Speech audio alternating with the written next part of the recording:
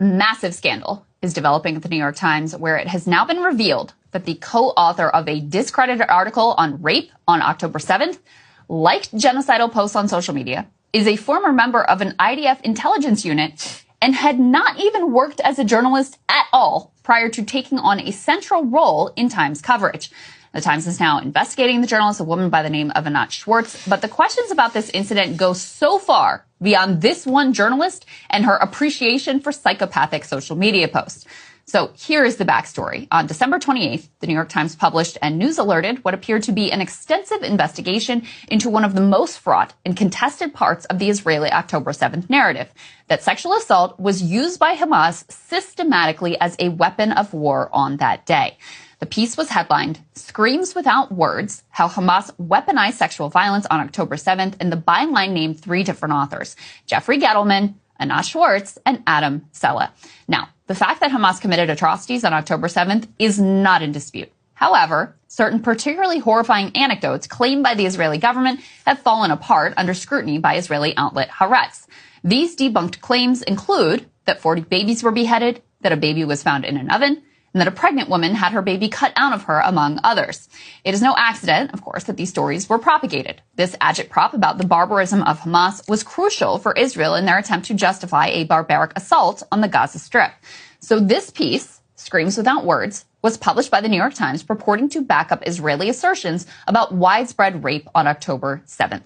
It was incredibly significant. But no sooner had the piece been published that major problems emerged.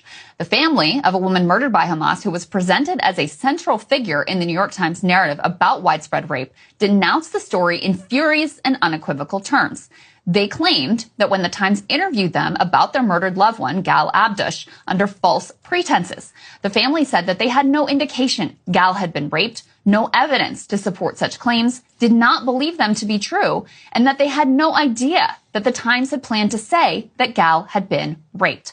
Multiple family members told the Israeli press that the media invented the story and demanded that they stop spreading lies. Gal's story comprised no less than 1/3 of the lengthy Times report. And that was really just the beginning of the problems with that report.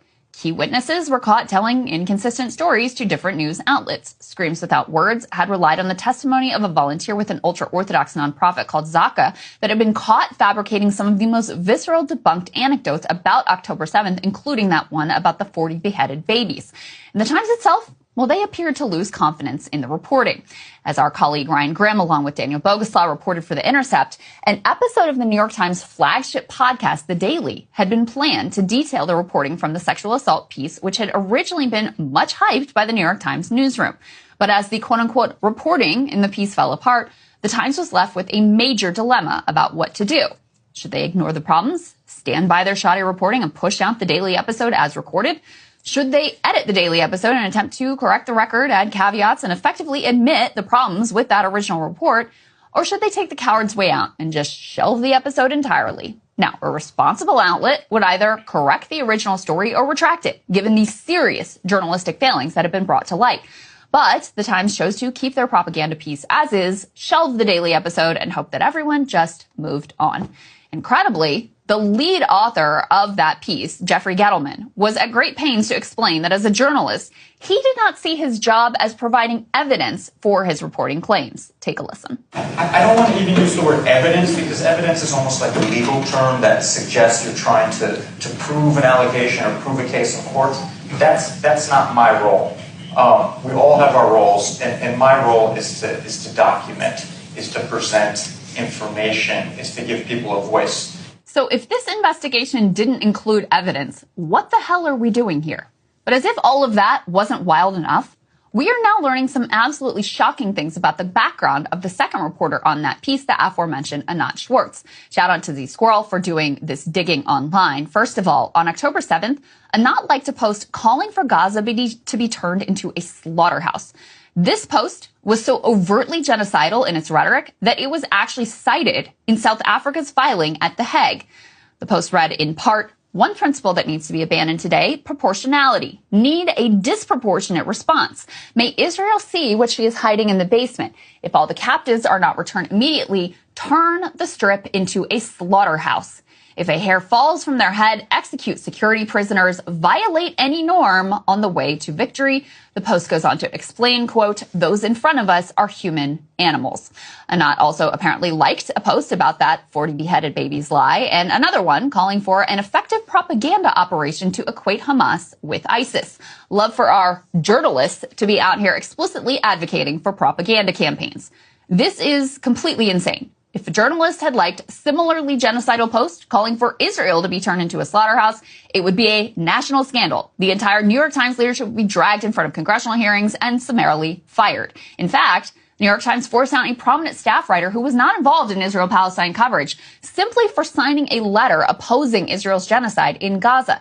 The International Court of Justice, of course, has now agreed that it is in fact plausible Israel is committing genocide. Now, after Anat's posts were exposed, she locked down her Twitter account, deleted most of her history before returning. But while she can delete her social media history, she can't really so easily delete her professional past, which, if anything, is actually even wilder. So apparently, prior to landing this plum gig at the New York Times, Anat Schwartz had never worked as a journalist, never published a single piece anywhere ever, before being scooped up by the Times in November, just after the October 7th attack. She had been working as a small-time filmmaker. Perhaps the Times was looking for someone with a flair for the cinematic. But really think about this. Actual journalists spend their entire careers dreaming of a New York Times byline. The Times, after all, is the holy grail of elite journalism. And this lady, with literally zero experience, somehow gets brought in on a highly sensitive investigation on one of the most fraught topics imaginable. How the hell did this happen? But Anat is not only a former filmmaker, she is also a former IDF soldier who served, I kid you not, in an Air Force intelligence unit. So the lady with the genocidal social media posts, with no prior journalism experience and a background in Israeli military intelligence, was contracted to report on a piece which perfectly served Israeli government propaganda efforts at the time. What is happening here?